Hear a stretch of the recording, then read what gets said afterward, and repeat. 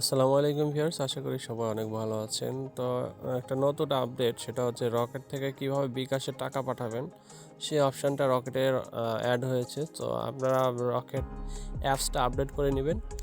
এরপরে রকেটে প্রবেশ করার পর ফান্ড ট্রান্সফারে যাবেন। ফান্ড ট্রান্সফারে করার পরে এখানে দেখেন MFS এই অপশানে চলে আসবেন।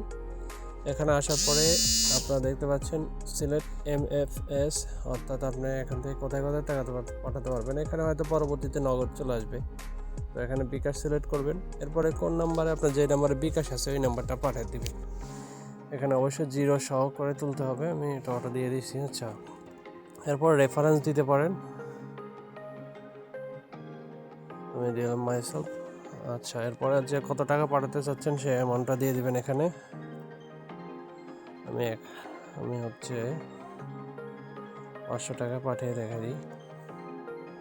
এরপর নেক্সটে ক্লিক করবেন। এরপর এখানে দেখতে পাচ্ছেন যে রকেট থেকে এই অ্যাকাউন্ট থেকে টাকা যাচ্ছে, রেফারেন্স দিচ্ছেন এবং পাঠাচ্ছেন হচ্ছে MFS এর নাম হচ্ছে বিকাশ, এবং অ্যামাউন্ট এবং চার্জ দেখা যাচ্ছে এখানে 4 টাকা 25 পয়সা। তো এরপরে আপনার পিন নাম্বারটা দিয়ে দিবেন। এরপরে এখানে ক্লিক করে ধরে রাখবেন।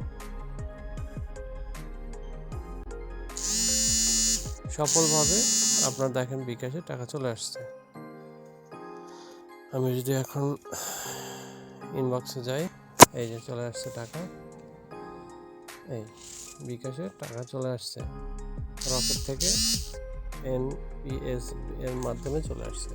তো এইভাবে আপনারা আপনার বিকাশ থেকে নগদে এখনও চালু হয় নাই, তবে রকেট থেকে বিকাশে নেওয়ার সিস্টেমটা চালু হয়েছে।